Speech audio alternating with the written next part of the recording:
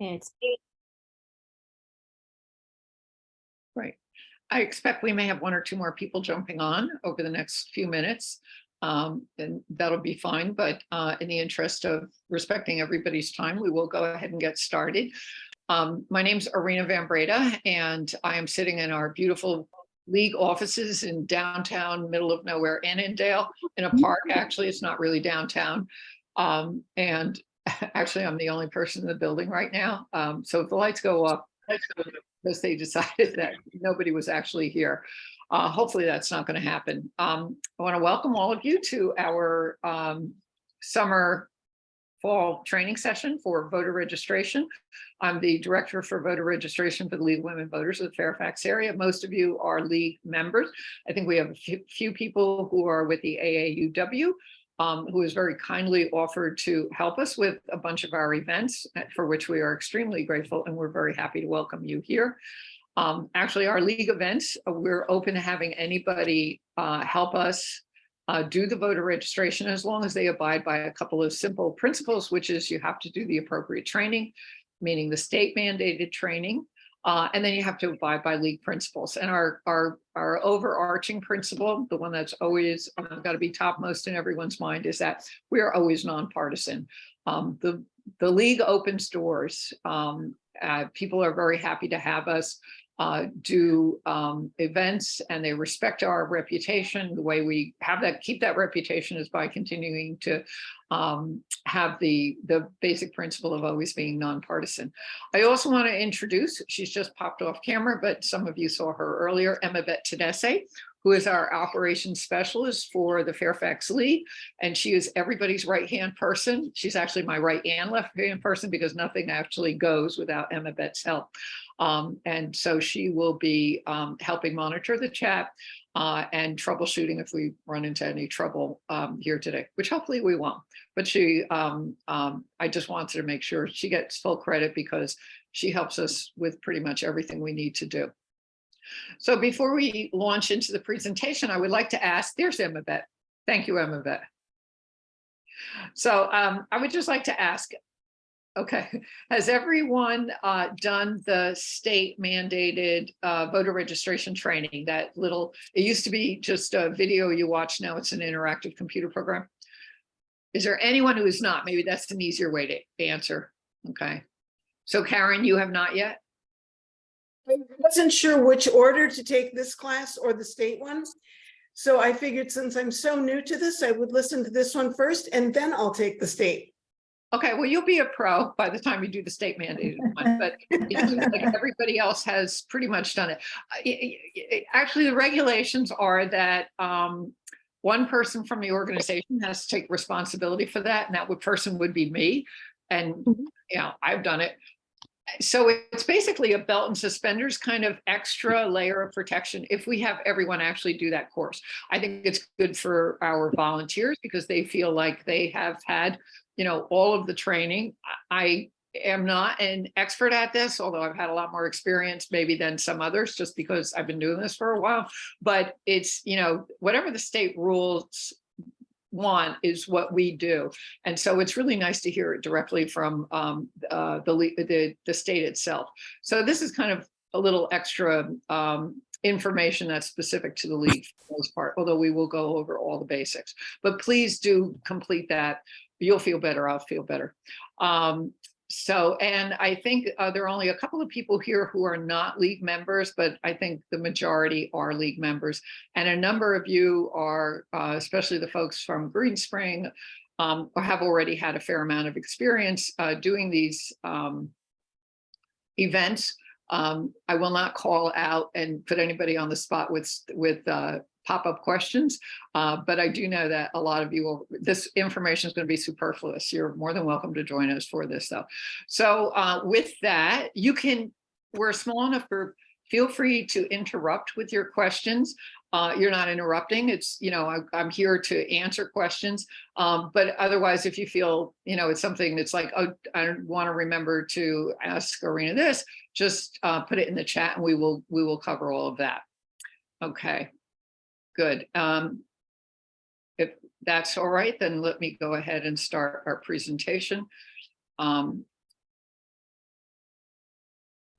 I'm doing this with a slideshow because that way I know I've written down all the stuff that I want to make sure I tell you and we don't forget it. Most of you know the League's origins grew out of the women's suffrage movement. Although we've changed, our manner of dress, we're still outspoken. We are still very much a pro-voting organization, but we have kind of modernized the look since the origins of the League in the 1920s. I like to tell people the League's 103 years old now.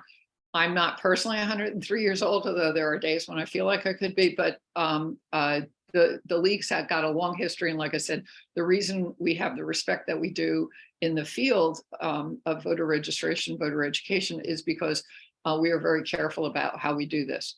So a couple of reminders. This is not the only thing the League does. It's what I do with most of my time, but it's important for me to remember as well as for me to remind everyone else. It's just one of the many things that the League is involved in. Our motto is empowering voters and defending democracy. And we try to put those principles into action. Voter registration is one way to do that. But there are other things that we do, including research studies where we develop the League positions on things. We always develop the League positions by consensus. And that involves a lot of study. People get to have input on it, and then it's adopted at a local level, then a state level, and then there are positions that are also adopted by the US League. It doesn't mean that each of us agrees with every one of those, but the work is very thorough. And it is very important. We also advocate at the local, state, and national level for positions that the League has adopted. And that advocacy work is very important. And I have to say, I've been very proud as a League member to see the League taking a very large role in protesting some of the rollbacks or the attempted rollbacks on the progress that we made in voting rights in this country. The League is just today, it's the anniversary of the passage of the Voting Rights Act, and they put out a call to action asking all League members to contact their elected representatives to reinforce the Voting Rights Act and to try to prevent further judicial and legislative rollbacks of the protections that were put in the Voting Rights Act. And it's all very good work. So I just want to make sure that if you're not in the League and you're interested in the stuff the League does, remember this, what I'm going to talk with you about today, the voter registration is only part of it. I have to say from my personal experience, the new friends and the people that I've met, the information that I've learned has been tremendous. It's been my new full-time vocation. But it's because it brings me a lot of joy and a lot of pleasure and a lot of great new friends. So I can highly endorse that. All right. Well, those of you who did this presentation last year may remember back in the day, can you believe it's almost 50 years ago since the Star Wars franchise started? But Obi-Wan Kenobi, is a guru for everything. And I can say that it's very true that I have a borderline unhinged obsession with making sure that everyone I know is registered to vote, including strangers on the street, which is why this is a really good fit for me. And you will come to share that passion, I believe, once you start doing this. So I did want to point out that we do this in a lot of different venues. And one of the reasons for today's presentation is to make sure that you're ready to do this at lots of different venues. Our biggest single source of voter registrations, which we do count very carefully, is at our new citizen events. It's also the biggest demand on our volunteers' time, but it's also kind of the greatest reward. So there's a lot of work that goes into it, but the rewards are tremendous. But we also believe strongly in also supporting events at our local neighborhood festivals. We have in the past done events at our local public libraries, including for 2 years in a row during the pandemic, we had National Voter Registration Day at all 22 branches of the Fairfax County Public Libraries with more than 60 volunteers participating in a single day event, which was, I thought, pretty awesome. And it's a great way for our neighbors in the community to know that the League of Women Voters is active in the community, that we are there to educate and support everyone's right to vote and give them that the nonpartisan information that they need in order to be able to vote. So a couple of events we did earlier this year, Rest in Pride, which is always a fun event for everyone. And we actually this year were at 2 Juneteenth celebrations, which again is a great way for us to show the community that we believe in advocating for the entire community to be able to use their right to vote. So a couple of things to start off the top. As I mentioned, we are always nonpartisan. That doesn't mean we don't individually have very strong partisan positions. Many of us do. However, when you're at a league event and you are, we are, if we're the recognized organization that is participating in any event, then we do ask that people put their partisan feelings aside and adopt our nonpartisan policy, meaning you cannot wear political buttons or banners or anything like that. You cannot advocate for a party or for a candidate. If people ask you, just say, we're a nonpartisan organization, and save your partisan work for your other activities. We also do ask that people identify themselves as with the League of Women Voters, if we are the recognized organization that's doing that event. We have a couple of different ways to do that. I am wearing one of our pins that says voting is fundamental. We really like to use these pins at the community events and I should stop share for a second. So we have these pins registered to vote now. Ask me how. We use those at the New Citizen events. If you don't like putting holes in your clothing, which I understand totally, we also have little stickers that you can put on your clothing. These will be available with the materials that are going to be included in all of our events. But please, for that period of time, just make sure that you are identifying yourself as League of Women Voters person. And again, no other partisan materials on while you're doing that. Where we were. Arena, can Yes. I put a plug in for the Sure. shirts? Oh, Okay. please do. Can you That's show your great. shirt? Can the you show shirt. your shirt by standing up? Okay. Wait, We I have gotta- shirts too. I'm going to show you the back part. Okay. I don't know if you could read it, but it says democracy is not a spectator sport. Some of them have the other logo, empowering voters, defending democracy. Shirts are available for sale. Emma Bet will be glad to take your order. And again, when we do the New Citizen events, for those of you who have been there, you'll know it's a really great thing to be able to say, look for any of my friends or colleagues that are working at the event. They'll be wearing the purple shirt or the button, but the purple shirts really stand out. And it's not incidentally, we do make a little bit of money on it, not a lot, but it's a nice way to show your membership and your support for the league. Other basic pieces of advice. If people ask you a question, for those of you who are new, we try very hard to always have an experienced voter registration person with our newer volunteers, so that you're not in a position of having to answer questions that you may not be comfortable. Turn to someone who has more experience, and don't ever guess. Just if you don't know the answer to something, find someone who does. Refer them to a definitive resource, which again are going to be nonpartisan resources, either from the league or from the state, or just say, I don't know, we'll try to find that out for you. Another important thing, we are, as you'll see here in a minute, we are collecting people's very personal information, social security numbers, addresses, phone numbers, emails. Treat that information as you would want your information treated. It's when you sign the affidavit after you've done the state training, most of you have already done it, you know that it has several requirements. And one of them is that you will protect everyone's personal information and hold that inviolate. And so we are highly concerned about security. The voter registration forms never leave a lead member's hands. They're not left unguarded. They're never just, laying around an office. They are occasionally on my kitchen counter when I'm doing data entry, but the only one that sees that is the cat, and she's not all that literate, so it's probably not a problem. But otherwise, if you have these in your possession, make sure you know where they are. I've actually had nightmares. This is true.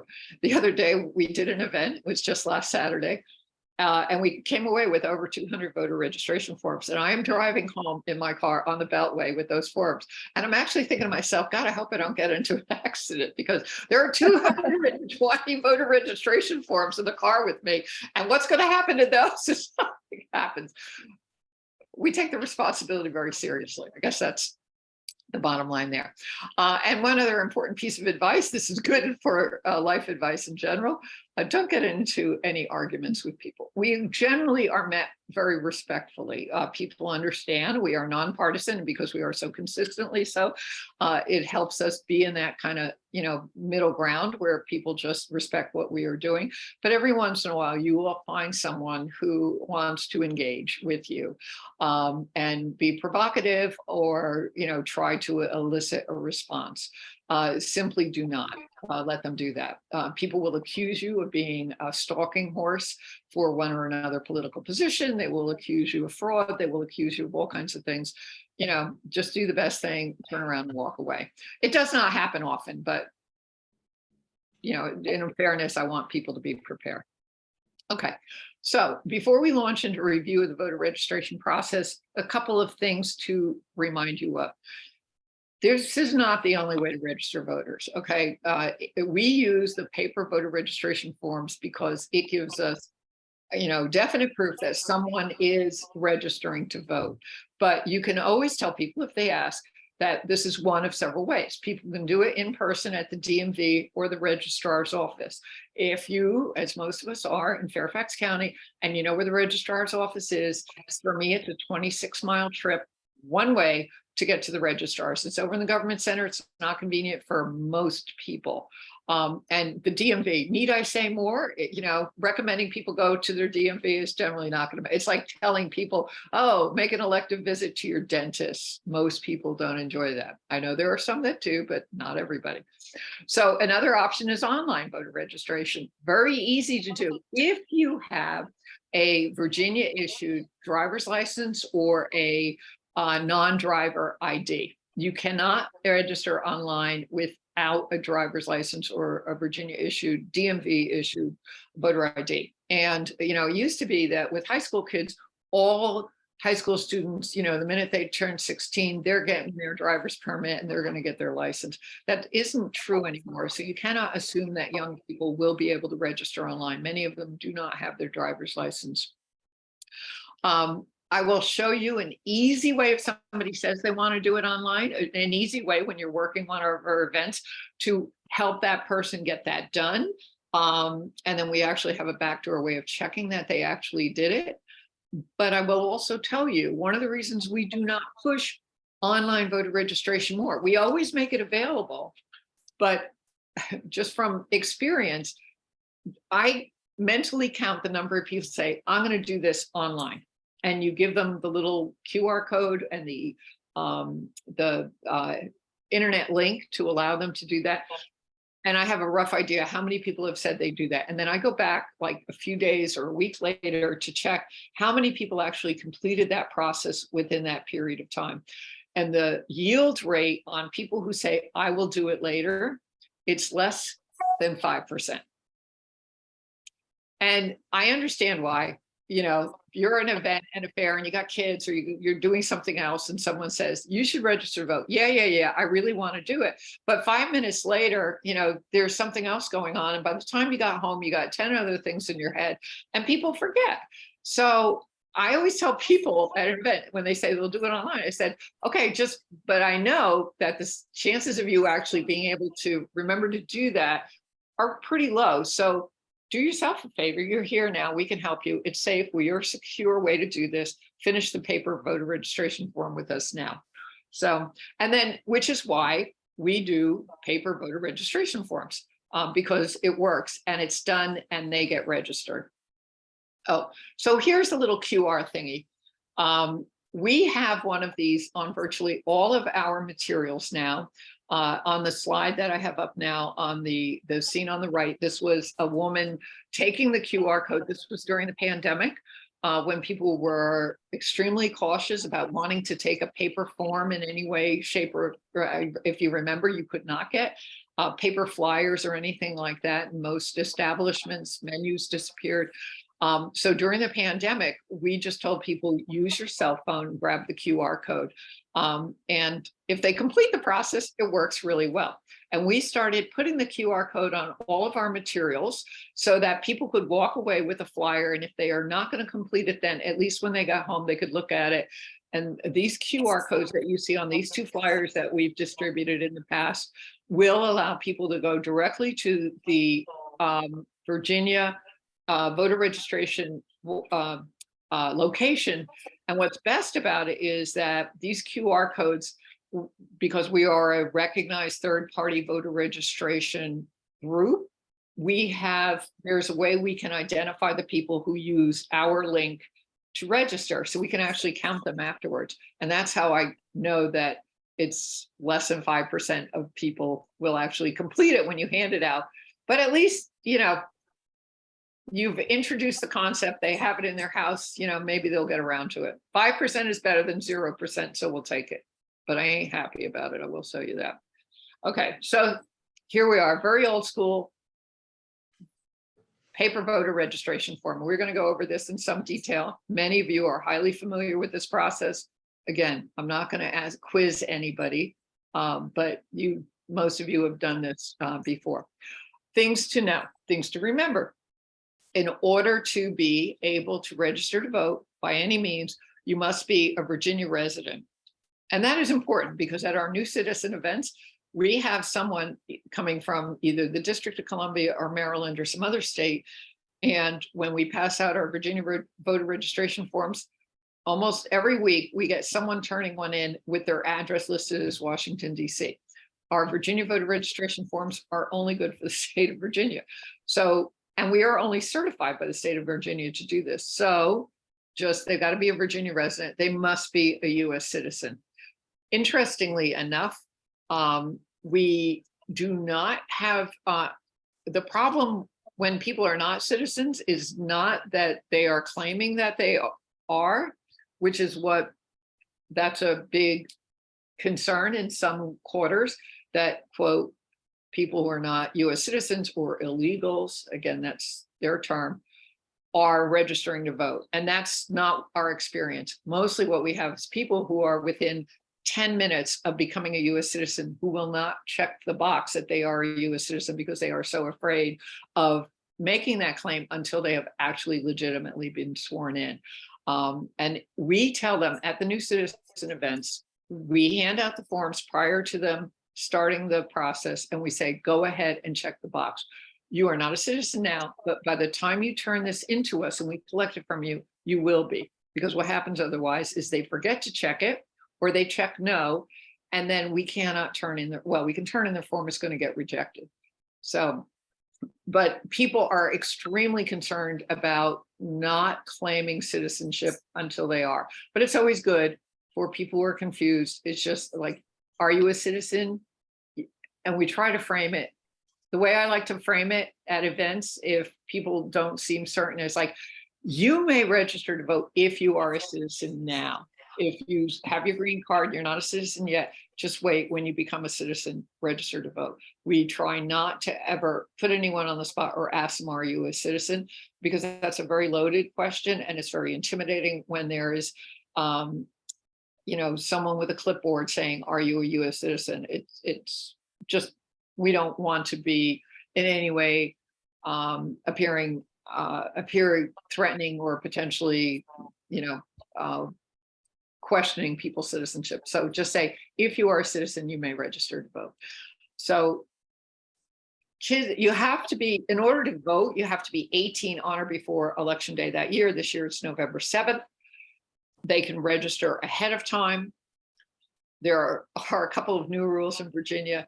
We can register, 17-year-olds are actually allowed to vote in primaries if they are going to turn 18 before the November general election. And a lot of kids don't know that. So when we do the high school voter registration, we explain to them, you know, you can register, you're 17, you're going to be 18 before November. You can vote in the primary. You get a practice run at voting. And they're generally really excited to know that they can actually vote before they're 18. So just say, if you register with us today, if you're going to turn 18 by November 7th. Now, there's also a new rule that went into effect last year that we can pre-register kids who are 16 and 17, but not yet going to be 18 by the general election. And we do that sometimes in the high school voter registration event. So if you have kids at an event, young people, and they say, well, I'm only 16, you could say, well, go ahead, fill out the form and pre-register with us, just so everyone knows. What happens then is that those forms get turned into the registrar. The registrar keeps their information and activates their voter registration once they meet the appropriate age. So when they're turning, 17 and a half, they'll be entered as an active voter into the rolls. We don't push that a lot because it tends to be confusing for people, but it is something that I wanted you to be aware of. It is okay to take registration information and forms from kids, but make sure you explain to them, you don't get to vote until you're 18 in a general election. Any questions on that? Did I make that clear? Okay. All right. Another question that will come up on the, yes, Janice, are you asking a question? Yeah.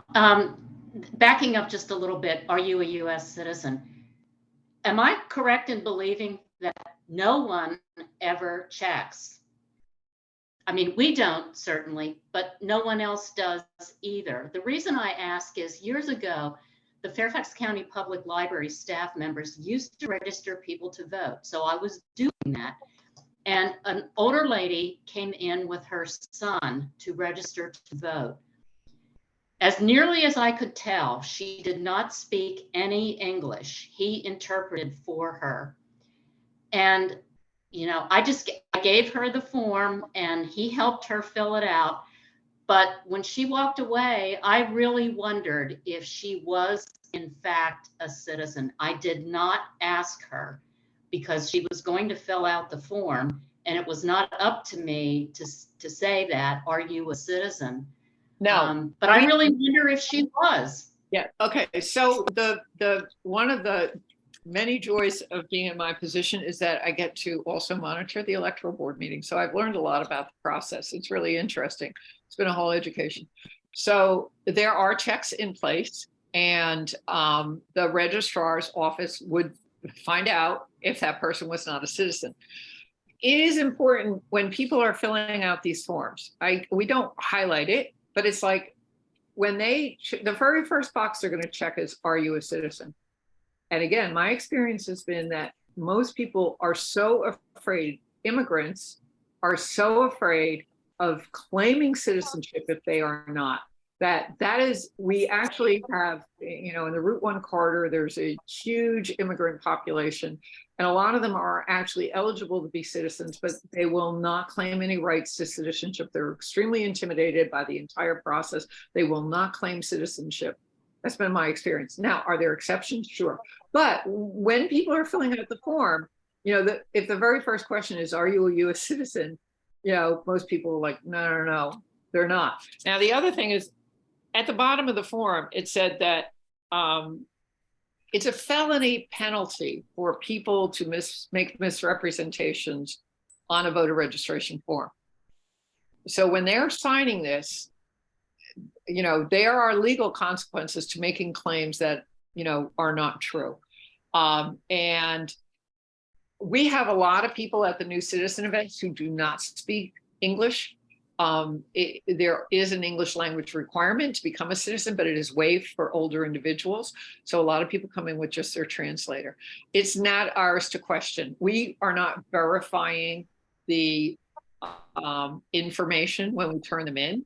But if someone asks you a question, you must answer truthfully, yes, you must be a citizen, then the onus is on them. That the onus is not on us to verify it. But I can also tell you the registrar's office, the state registration office will know quickly if someone, for one thing, you have to have a social security number.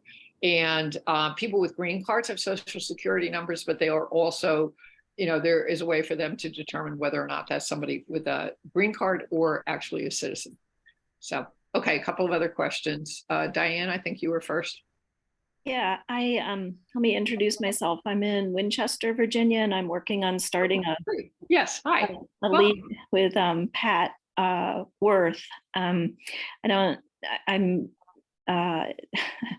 still waiting for the process to happen of the membership at the state level. I started this process in May, and there's been problems with changing administration, but the new president assures me that she will get it worked out shortly. So we're moving along, and I've taken the training, but I do have a question about the QR code because I'm not very familiar with QR codes. Is this a universal state QR code, and how do I get that? Okay, I can give you really explicit instructions on how to do that, but we'll save that for afterwards because it's not going to be, but it's actually quite easy. Once your league is up and established, then you will be able to apply with the State Department of Elections for a third-party voter registration information. Ours is under LWV Fairfax, and then we actually divide it down to individual schools, and then we have this is our third-party general. This is like all the other voter registration. But I'll explain that to you. No worries. It's not a difficult process at all. I have the connection for you. Okay, and Elaine, you had a question? Yeah, thanks. About the pre-registration. Yes. That I understand that the students can register if they're 16 or 17, and those registration forms or applications are essentially on hold until they quote unquote become eligible. At what point do they become eligible? When they would be 18 at the next full election, or is that it? So there's some kind of algorithm in the computer that highlights that. Yeah, and we actually tried to sort that out for the registrars. We do a lot of work for them as it is, but but at the high schools it's generally easy. Everybody knows, okay, birth date before X and X date, that's going to go in the pre-registration file versus the registration file. But again, yeah, that's all done in the back end at the registrar's office. It's not something we have to be terribly concerned with. Emma Bett has very kindly put her email in the chat. Diane, you can take that down and she can help you with that as well. But I'm also happy to explain what we're doing with the URL, the QR code. Okay, good. So if that is answered everybody's questions, I'm going to go back to presentation if I can remember where that is. And we are here. Okay, good.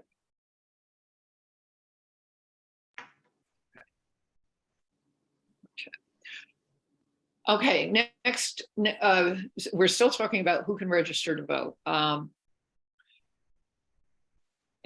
In Virginia, we have a extremely antiquated process for getting your rights back if you've been convicted of a felony.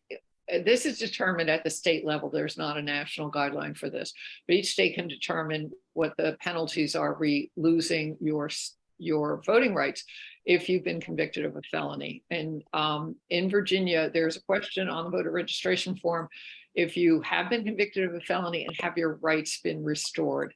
So that is a mandatory question. We'll go over that in the form, but I just want to point out that that must be answered. Same thing if you've lost your rights because of being judgmentally incapacitated. So if you can answer, correctly to each of those, yes to each of those, then you can go ahead and register people. So we do make that clear as we're getting ready to do registration for large numbers. The picture, by the way, is an event we did this February on George Washington's birthday. We were invited to come to Mount Vernon the estate. And they had a special naturalization ceremony. This young man, who as you can see is in a military uniform, became a citizen. And it was just the best. I can't tell you how much these things, they always make me tear up. Uh-oh, what happened? I shop. Oh dear. Give me a second while I find my, I can share a screen again. Where'd it go? Well, that's good because I was getting very emotional about it. What was super about that particular event was the guy who did the actual, ceremony was a George Washington reenactor.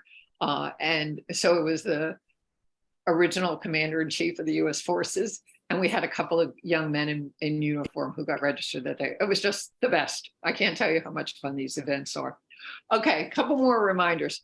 Blue or black ink pens only. We make great effort to make sure that we don't have any other colors. The kids at high schools like to come in with their pink and aquamarine and blah, blah, blah, but it's got to be blue or black ink. We do ask people to write legibly, everything except their signature. Ideally, you should be able to read it without struggle, and take pity on the poor person who has to do the data entry. That's generally me and a team of volunteers. And then the registrar also has to do it. So the neater it is, the better. We are not allowed to make any alterations on any voter registration form. By law, it is a penalty, a felony, or at least a misdemeanor if you willingly alter any forms. On the other hand, if you are doing an event and someone has made an error and there's a crush of people, a lot of things going on, and in order to expedite it, or you have someone frail or visual difficulties, you may ask them, may I correct this for you? And then do it under their direction. It is ideal if they do it themselves and then initial the change so that the registrar knows which is the correct answer. But if it is something like, for instance, a lot of people forget to fill out their middle name. So we'll say, oh, do you have a middle name? And, you can write it out for them under their direction. That's okay. We have to accept voter registrations from everyone. There's no discrimination. You cannot determine that I don't like the way that person looks. We're not going to register them. Or, you don't like what their shirt says. Everybody who wants to be registered, who meets the qualifications, has to be registered. And then you must, by law, give them a receipt. I remind everybody about this each time, but I take it really seriously. This is the one thing that will get us into legal trouble if we do not give people a receipt. And I will show you what our receipts look like and explain the process. Okay, so now we're going to just go through this step by step fairly quickly because most of it's very self-evident.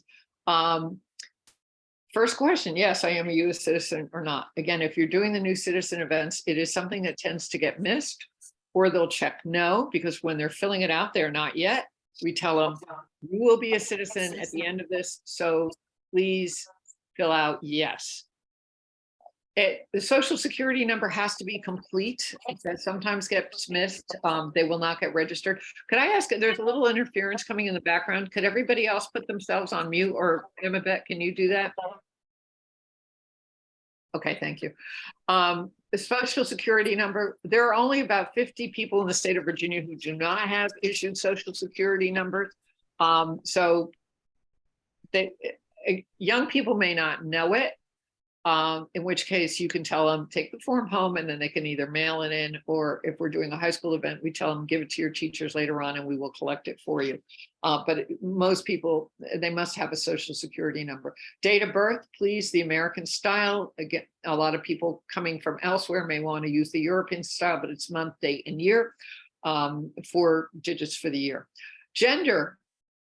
Now, it is actually not a required form. The laws in Virginia were changed. And for a long time, we were not highlighting that. We have a group of wonderful volunteers, most of them from Green Spring, who are doing a lot of our highlighting. So we know by law, it is no longer a required field. However, we have been told by the registrars that because there is an asterisk, and an asterisk indicate that this is a required field, they want us to go back to highlighting it. Now, people can fill it out or not fill it out, or they can put in whatever they want. Male, female, they can put you know, by, they can put U for unicorn. It doesn't matter what they fill in. It's not actually required, but we do now highlight the form. But if someone doesn't fill that out, ignore it. It doesn't matter. It will not affect their acceptance. Last name, very often Latino families will have two-part last name. Whatever they put, we don't get into a discussion with it. However they write it, that's how it's going to go in the books, and they will have a chance to correct it when the registrar sends them, this is the information we have, is it correct?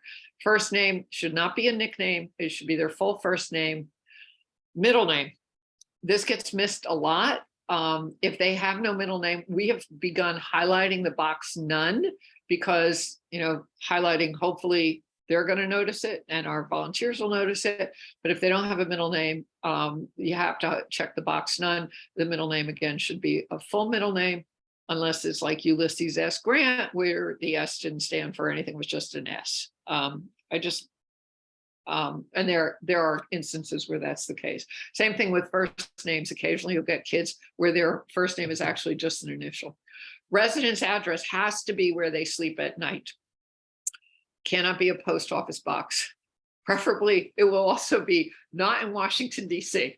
This comes up a lot, as I mentioned, but so it's the street where they live, because the street where they live, the house where they live, will determine which precinct they are assigned to, which delegate, which supervisor, which elected representatives.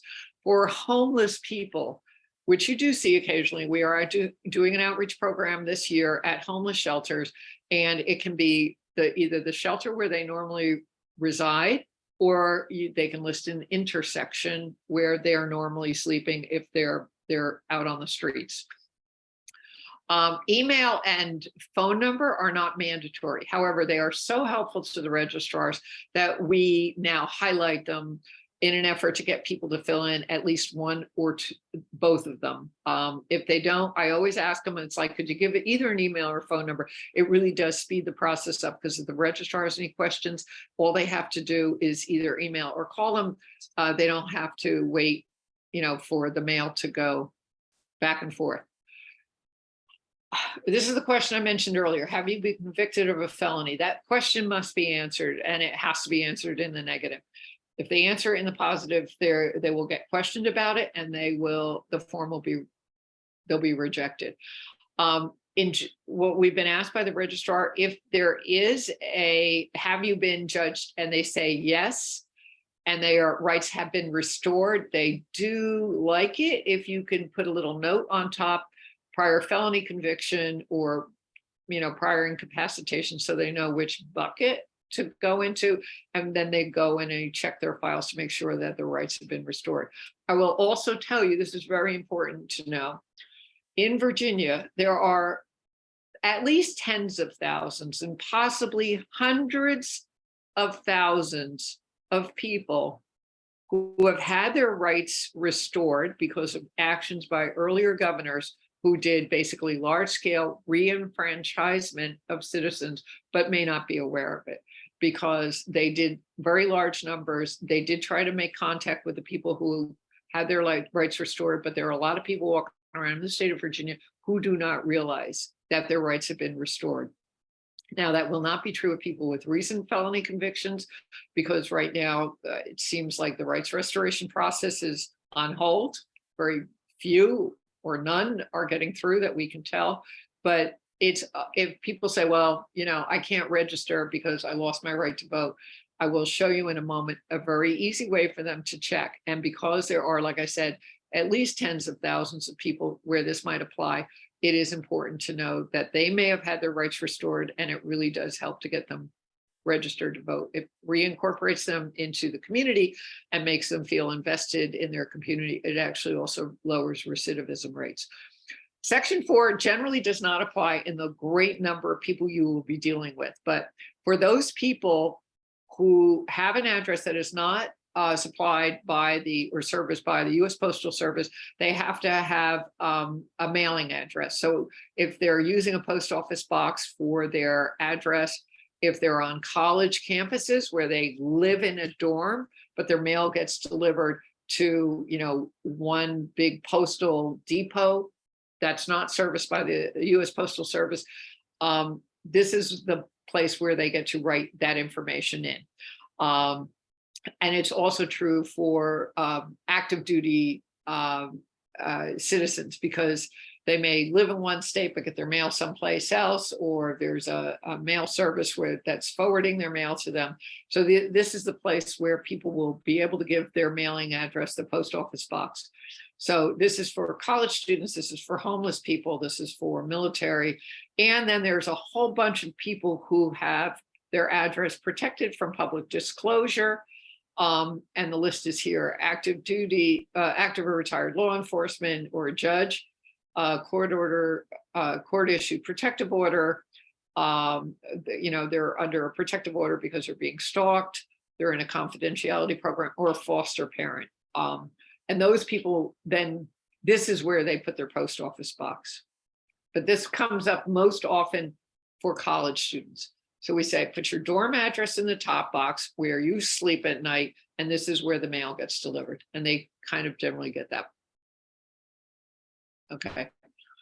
It is extremely important, if people are coming from another state, they should indicate, that's section 5, indicate which state they were previously registered at. We were asked by the registrar to also then tell people if they like, oh, I lived in North Carolina, now I'm in Virginia, great. So go ahead and put North Carolina in there, and the Virginia registrar will notify North Carolina that we now have that person registered. However, the registrar emphasizes that it is incumbent on that person to actually contact their state of previous registration and tell them they are no longer registered in that state. And as you probably are all aware, there's a huge amount of hyper awareness about people fraudulently being registered in more than one state. There are some very prominent people, including politicians, who have managed to do that. So there's not a lot of awareness that it's really incumbent on the voter to notify the prior state and get off that roll. So now I'm telling you, so you can tell everybody, and you're ahead of the curve. If they're interested in being a poll worker, we love our registrars, we love our election workers, we support them in every way we can. The best way we can do that is to encourage more people to volunteer. So have people check that off if they're interested. People's signature is whatever they use. Some people, they make an X, if they make a squiggle, it doesn't matter what it looks like. Just, it's their signature, it's fine. And then put in the day's date on the day you collect the voter registration form. The only time the little box down below gets checked is if someone can literally not sign their name. So you're filling out the form for them because they're incapacitated in one way, they have physical disability, they're blind, whatever. You can fill it out for them, leave the signature blank, and then check the box that it's a person who cannot actually sign it. Okay, and that's the only time that needs to be checked. Now there's a little receipt thing at the bottom here that looks like, oh, I cut it or tear it off. Please don't do that. I will show you, we leave that on, do not detach them, and I will show you what we use as a receipt instead. Oh, look, here it is. Here's our receipt. So this has all the information that they need. We have these pre-printed, they're available at all of our events. All you have to do is fill in the date. There's nothing else you need to do. Hand it to them. It's got everything they need on it. And then there's actually, oh, here's a how we're handing those out at the new citizen events. So there is the card.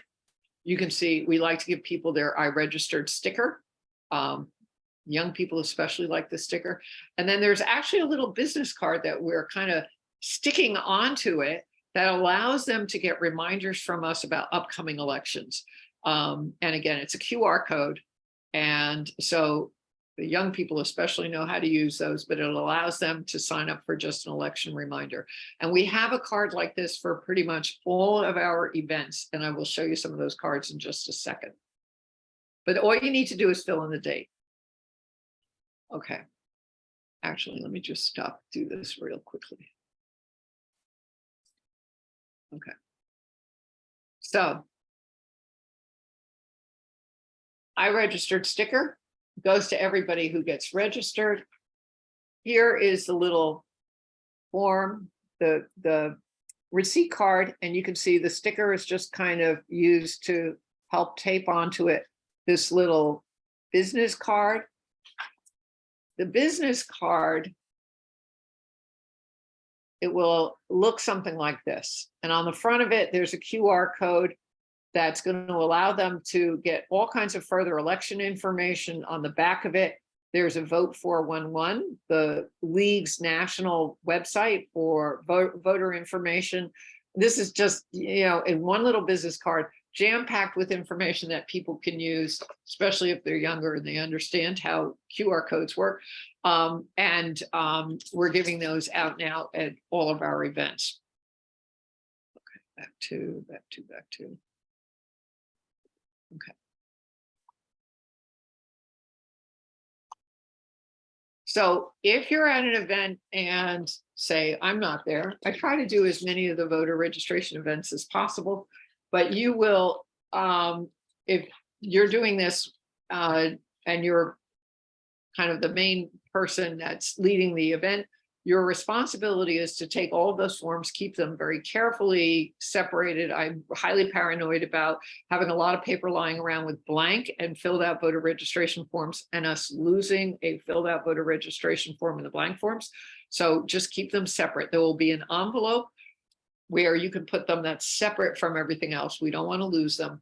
Then you arrange them in alphabetical order by the last name. There's a form where you will fill out the list of names in alphabetical order.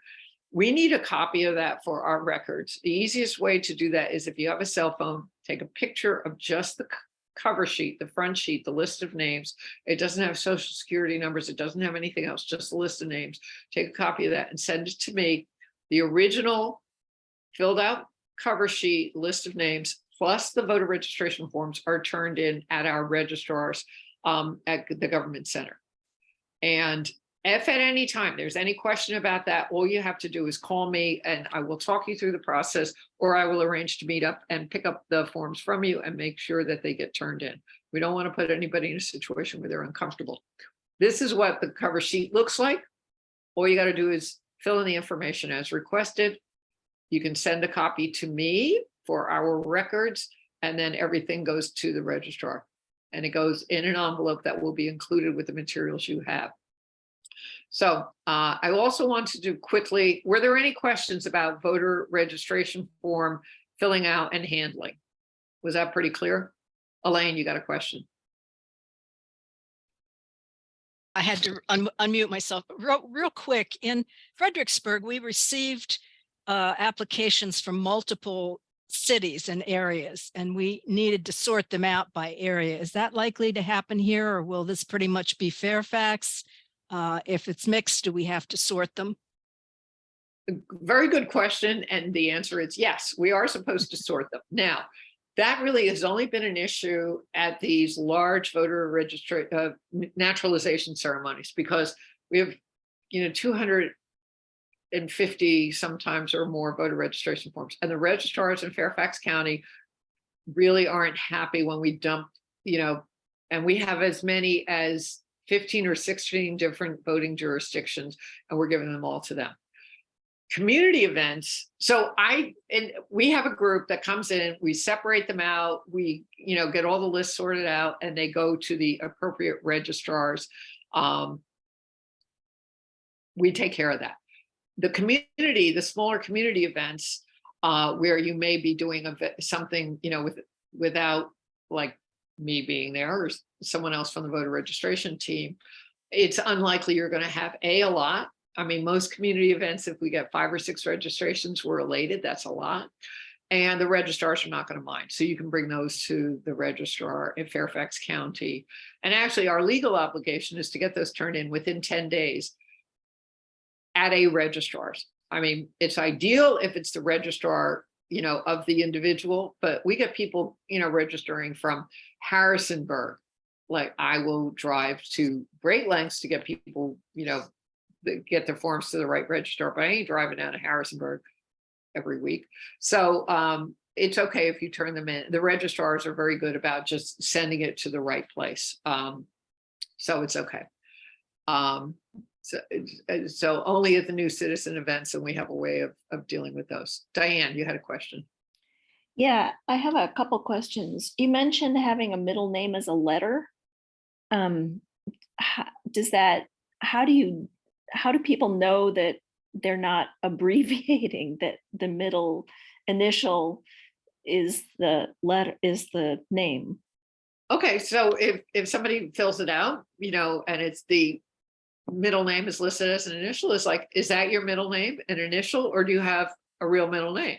And they go, oh yeah, it's not S like Harry S. Truman, it's Samuel or Sam or something. So then you say, okay, please give us your full middle name. All right. And then when some of the Latino folks that have hyphenated names, how do you alphabetize those? By By the first one they list. the first one. Yeah. Okay. And then could you also clarify further I didn't follow the college student thing as far as the dorm address versus where you sleep? Okay, no, the dorm address is where they sleep, and they don't usually know that address. We actually at George Mason, a bunch of dorms, they don't know that because they just know it's like Commonwealth Hall. And so we actually have for them a cheat sheet of, this is the street address for where you live, because you have to give a street address. Then they all know what their mailbox is, because it's one location, all the students on campus get their mail there, and that's their mailing address, so that they go, I'm at, mailbox number, blah, blah, blah, at the hub at George Mason. So there's where you sleep at night is the address that you put in the top part, and then down in the lower section where you can put a post office box. So how do college students know whether to register at home where they spend the summer or at school? Okay, so they have a choice. They can register either at school or at their home address. And we have to explain that to them at the time. It's like, and a lot of kids are really pretty good about knowing how to strategically vote, because they say, well, there's no point in me voting here because this area is going to reflect, kind of a large number of voters are going to vote one way. But in my part of the state, maybe, having one or two voters will make a difference, for whichever party they're supporting. And so we explain to them, it's like, you have a choice. But the thing to remember is you have to vote in the jurisdiction where you live. So if you want to vote in your parents' or your home address, then list that address. Then you have to apply for a mail ballot unless you're going to be home. We have early voting in the state of Virginia 45 days prior to an election. If you're going to be home sometime in that 45 days, you can go to your registrar's office and vote, or vote by mail. But you can't show up at a Fairfax County voting site and vote if you live like in Roanoke.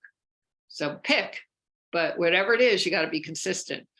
Unfortunately, it's really unfair. I think that the most complicated rules about voting are for college students, and they're all first-time voters, well, by and large. And we don't want to discourage them. We want them to get into the habit of voting. But there are a couple of, concrete rules. We have a printed handout that we have for college students. I'm glad to share that with you later. Yeah, we have Shenandoah University here as well as a community college. So one other question. So what Pat and I are envisioning is the League of Women Voters of the Northern Shenandoah Valley, which will actually include 5 localities as far as counties in the city of Winchester. So it's a big territory. And I wanted a little more information about separating these out into which voter registration office they go to. Sure. I'll tell you what, probably the best thing, Diane, is we'll set up a time, for me to go through what we're doing and how we came up with our little card with all the different registrars' offices and how we're handling it. I'm more than glad to share that with you, but just for the purposes of time, we'll do that offline. Thank you. Okay. All right, good. So because I did want to go over this material, which is absentee ballot form. Now, we talked about college students. There are lots of other people who use absentee ballot. A lot of people obviously got into the practice of voting by mail during the pandemic, and that's here to stay. We expect those numbers, the registrars expecting the numbers will continue to go up. And in Virginia, we now have made it quite a bit easier for people to vote by mail on a regular basis. But so we actually have a one of our outreach efforts is to senior citizen residences. And they often both need help with updating their voter registration forms because they've moved to the residence. Now they want to register there. They want to vote. They're all lifetime voters by and large. So they want to make sure they can vote. And then they'll often have to vote by mail if they aren't going to be able to go in person. So we do see this form a lot. So I want to go over the important parts. All of the parts that are mandatory are highlighted in blue like this on the left side of the form. So again, you got an easy way of knowing what you have to fill out. And it's very similar in ways to the voter registration form. They must give their last name, their first name, their middle name. Birth year says optional and Social Security says last 4 digits only. By and large, what the registrars will tell us and tell you is that please, the more information you give them, the easier it is to get these processed and to get the mail ballots to people quickly. So I tell people, give them the birth year. If you have the whole full Social Security number, give it to them because it's going to make things a lot faster. Now, this is what's important to know is this, you have an option of requesting a ballot for one election or being on what's called the permanent absentee list. Permanent absentee means that for every future election, you will automatically get that ballot mailed to you and they don't have to request every year. And this is a huge benefit for senior citizens where they're worried about missing an election or just forgetting to request that ballot. And when you tell them, you can just request it this one time and you will always get a future ballot mailed to you. They love it. So they very often will choose this option too. And if they don't want that, they just want to do it for a specific election, then you fill in section 3, which is which election are you voting for? And it's either a general special election or a primary. You cannot vote in both primaries. You got to pick one or the other. And then you have to give the date of the election that you're requesting the ballot for. Many people will do this once you explain the benefits, will choose the permanent absentee option. And so you say you want to vote by mail for all future elections, you check yes. Okay. And then this is the only time in Virginia that you are requested to give party preference information. You have to choose if you're going to get all your ballots in the mail, you have to choose if you want to vote in the Democratic primary or the Republican primary. Now, both parties have primaries every year, but you cannot vote in both parties' primaries. So people have to make here a decision. And some people do not want to vote in primaries at all. They just want the general election. So they have that option. Okay. Mailing address, where do you live? And, this is going to determine which ballot they get, which precinct they live in. If that's not the same as their mailing address, then you have to give the mailing address down here. So this is where it would be a post office box if they don't get mail at their residence. And again, telephone number and email are not mandatory, but highly recommended. So we try to put it down for everybody that's filling out these forms if they make that available. If they have moved and you have their form or address or it's a name change, this is where you would fill it out in section 7A. Again, most of the time we're not dealing with military voters here, so that's not an issue. Assistance with ballots. This is for people who cannot fill out their own ballots for whatever reason, and it's spelled out here. So if they have a disability or inability to read and write, you would need to have them check the box here. If they're just print disabled and they want to receive the ballot electronically at an email address, they can check that box there. This assistance with form part is a part that if you're helping someone fill that out because they can't sign the form because of a disability, then you have to fill out your information here. That is only if the voter is unable to sign by themselves. If they can sign and you've helped them fill out the rest of the information, you do not have to fill out section 7D. This is only if the person is unable to sign. And this is a protection that's built in to prevent people from walking in and just putting in a whole bunch of names and saying, yeah, I want absentee ballots for all of this. So you are required to fill this out if that person is unable to sign. It is okay and actually recommended when you're working the senior citizen homes, if somebody has done an address change, to do an address change, they fill in that voter registration form we reviewed earlier. You can go ahead and do that and request the absentee ballot form at the same time.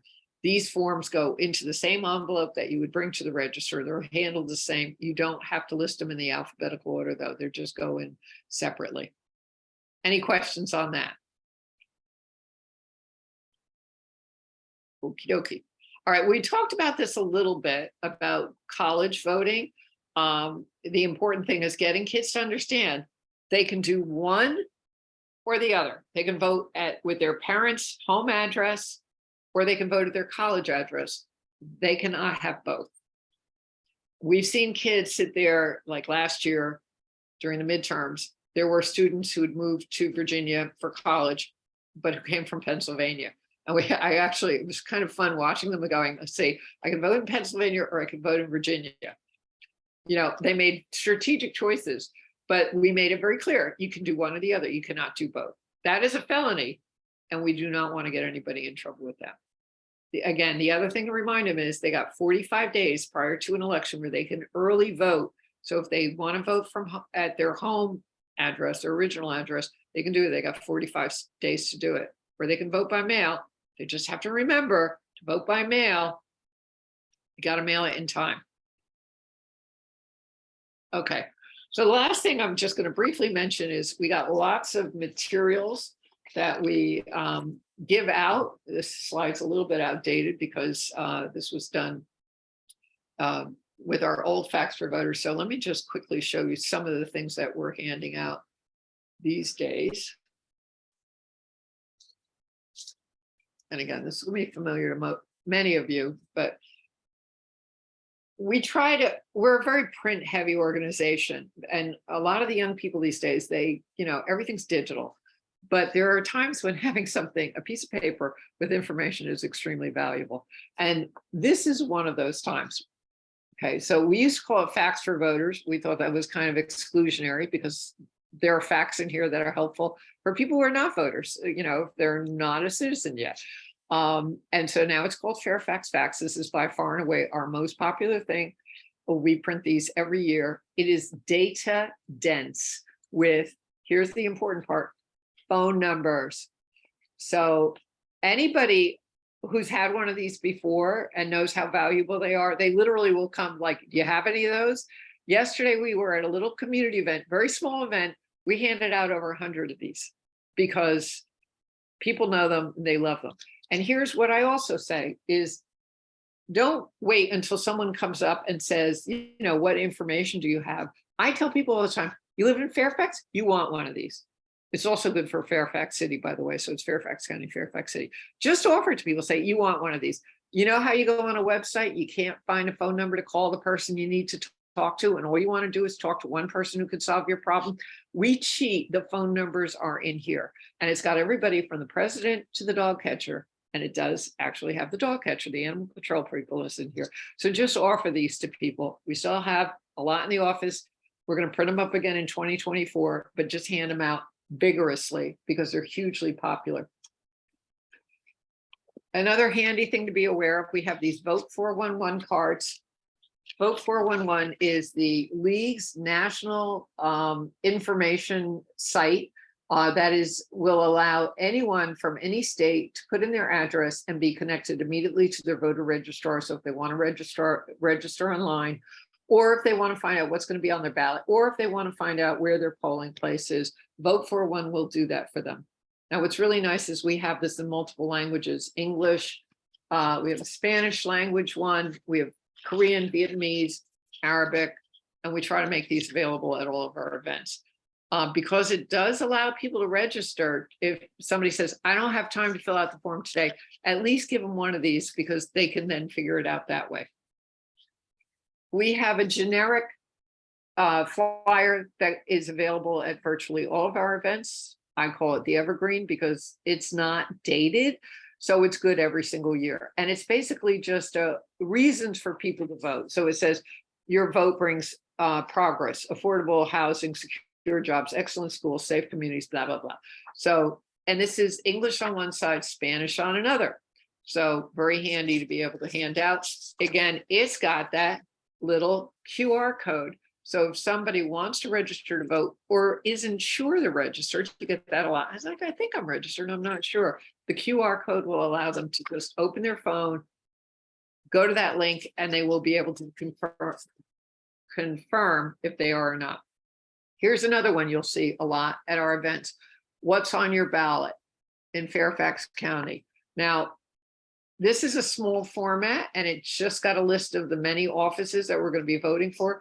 This year, when people go to vote in Fairfax County, there will be 14 different boxes to check. I like to tell people all the time, you know, the presidential election gets a lot of attention. I don't want to even go there. The presidential election gets a lot of attention because in Virginia, we are one of only 2 states in the country that has a significant statewide election every single year.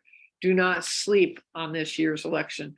The stuff that we're deciding this year is going to determine people's day-to-day quality of life or impact their lives on a daily basis, much more than what happens during a presidential.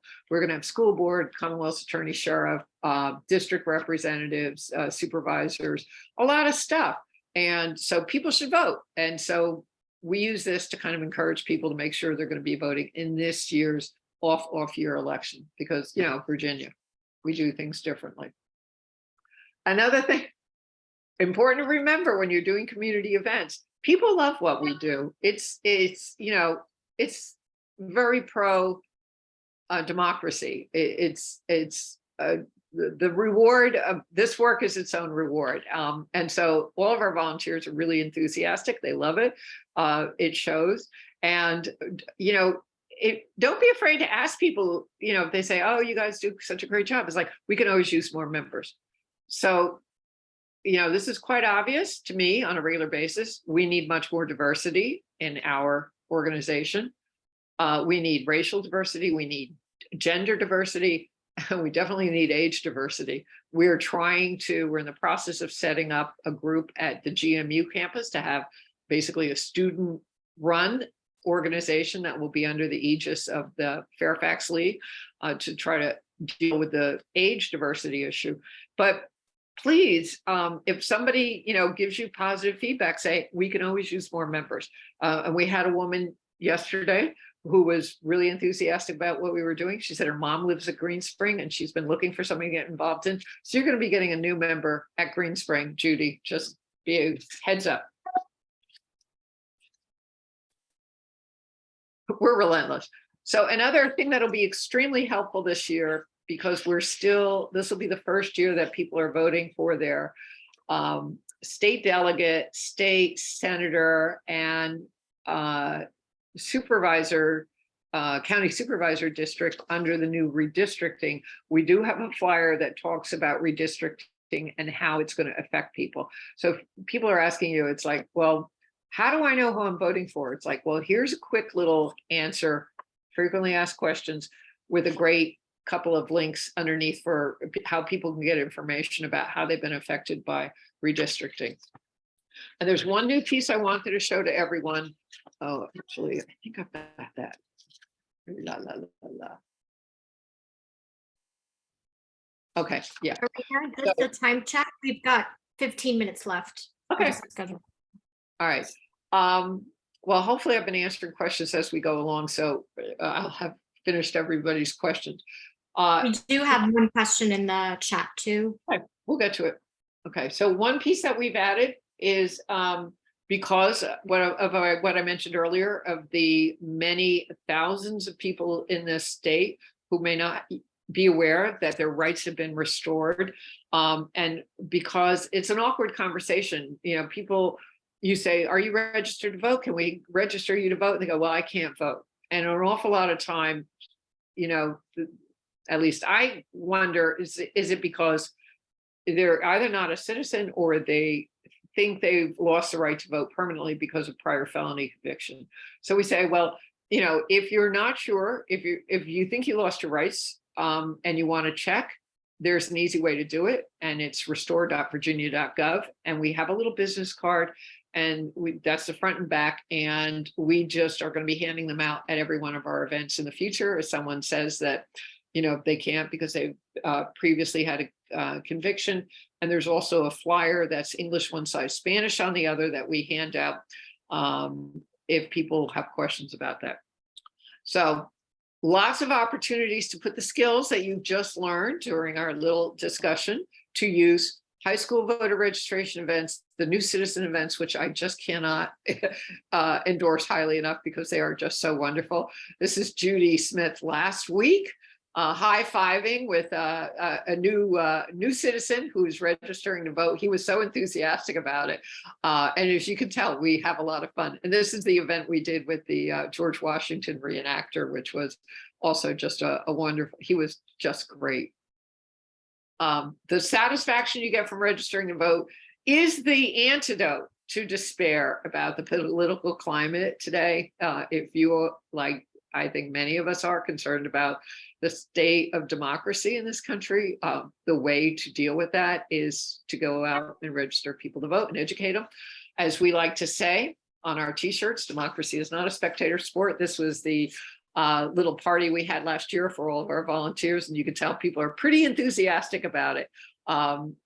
We do love sharing this, the joy of these experiences with as many of our members and our sister organizations like the AAUW. So we encourage you to join us at any of these events and get in on the fun. So what questions have I not answered that I could answer for you now? I see one in the chat. How do you alphabetize a hyphenated last name? So in that instance, what I've been doing, and again, our job is to do the best we can to get the information in a form that the registrars can deal with. We do not have to be perfect at that. So if I get a two-part last name, I use the last name, I alphabetize it using that, the first part of their last name. If there are two, you got Alejandro Rojas Cruz. So it's Rojas is the first last name. And then I got two Rojases, it's whichever, then I alphabetize it by the second name. And that's my best guess. They may do it differently, but for the registrar's purposes, our list is I think they want that because it makes their job a little bit easier. And it also is a quality check on us. If we can't read the name, then they're going to have a hard time too. So it's basically behooves us to make sure that the names are reasonably legible, but I wouldn't sweat those details too much. Janice. A couple of questions. Years ago, when I was registering voters at the public library, we used to tell them after they had registered and given us the form, you will call registrar's office in X number of days, approximately. If you don't receive it, call the registrar's office. Are we still doing that? And if so, what is the X number of days you're telling people to wait? Okay, so that you're asking, when we tell people after we give them the receipt, you say, you'll get something in the mail. And I generally say 3 to 4 weeks, because it's used to be a lot shorter, but with the mail system, the way it is, it sometimes takes up to 30 days. And it actually has that information on here. If you have not heard, if you've not gotten anything in the mail within about 30 days, contact your registrar. And then we have on here, I can't see and do this at the same time, but we got a bunch of the registrar's contact information, or they can call the state Department of Elections. So we'd say 30 days. So this little receipt, by the way, it's cardboard. It's pretty, it looks official. Before we had that, we had basically just the bottom of a voter registration form, which we would rip off, or it was very flimsy. It did not look official. It's the kind of thing that you would think was lint in your pocket and would just go into the wash and you'd never see it again. So the cards have been working very well, and a lot of leagues have actually started copying them because it just looks way more official. But 30 days is the answer to your question. By the way, I forgot to mention this earlier, but we have these at our new citizen events and in a lot of the community events where we know there's a large Latino population, which is a Spanish language voter registration form. It's the exact same form, it's just in Spanish. It's really wonderful to see the smiles on people's faces when it's like, oh, this one I can do by myself, and they like it. We actually, again, our volunteers are great, and we got a bunch of these highlighted ahead of time. So same thing. And I always tell people the highlighting is for the applicant, but it's also for our volunteers. So your eye, when you're checking these for completeness, your eye should skip from highlighted field to highlighted field to highlighted field, and try to make sure that all the things that are highlighted are filled out, except gender, which I said, like, it doesn't matter what they put because it's not actually legally required anymore. But otherwise, everything that's highlighted is for them, but it's also for us to make sure we're complete. So we have them in Spanish. But any other? Okay, I had one other question, if I may. I find myself jumping on every year looking for what's on the ballot. I'm always anxious to get it, and I hate waiting. But what can you tell us? And I know the league doesn't control this. What can you tell us generally about the timeline of when this information becomes available? And, you know, when can we expect it? How long do we need to wait before we wonder, is something gone wrong this year? Okay, so we met with the registrars in Fairfax County on Friday. And what Janice is referring to, I showed you the little quick and dirty what's on your ballot in Fairfax County, which just lists the offices. We have a much bigger piece, and it's called What's on the Ballot, although I think they're changing that name this year. But it's basically, you know, a bifold. So it's a total of 4 pages of information. And this year with, you know, there are 15, 16 things on the ballot that people need to know. We have information about early voting dates and locations, the hours, all of the offices, all of the candidates, everything. There's one ballot initiative this year, and it will be a school bond issue again. So, but we have to get all of that from the registrars in order to make sure that when we put it out, and we will have that at all of our events, and you're right, it's hugely popular and really great information in the libraries. People will literally just come and take it out of your hand. It's like, yeah, I need this. Yeah, I need this. Because most people will be in the libraries in September. And that's when people start kind of thinking about, oh yeah, there's an election coming up. Because I'm always constantly amused by people who live in Virginia their entire lives. And it's like, what do you mean we have an election this year? It's like, yeah, it's actually the big one. It's the one where you have to check 15 or 16 boxes. But we will have that out by, we are hoping, the middle of September. The registrar's office does not have the complete listing yet. And so as soon as we have it, we're going to start working on that. I expect we'll have it available by the middle of September. National Voter Registration Day this year will not be at all of the libraries like it has been in the past. It will be at our 2 college campuses, but we are doing a separate event. We're going to try to do it at every single library branch where we have a league member or 2 spending a few hours handing these out at our public libraries for the community. So if you'd like to spend a few hours helping your fellow citizens and your neighbors and doing a good work, getting the league's reputation out there, please volunteer to do that. I'm also going to mention to you, there is a Get Out the Vote rally event that we are doing. It's really not a rally, it's an open house. It'll be in early September, September 10th, actually. And that will be, with luck, when we already have the what's on the ballot to hand out to people. And at that event, you can also sign up to volunteer at your library. All as we're asking for is 2 hours to sit there and say, there's an important election this year. Would you like some information about what's going to be on your ballot? Hand it out to people. Pretty easy. So please consider doing that. And that is a Sunday, September 10th, here in our beautiful League of Women Voters of the Fairfax area home office. There'll be some goodies to eat. There'll be lots of our materials, all the stuff that I've reviewed here. What else can I answer for you?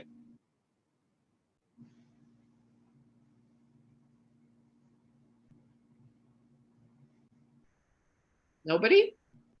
Have I think 200 registration applications that I got after I did the training. online test.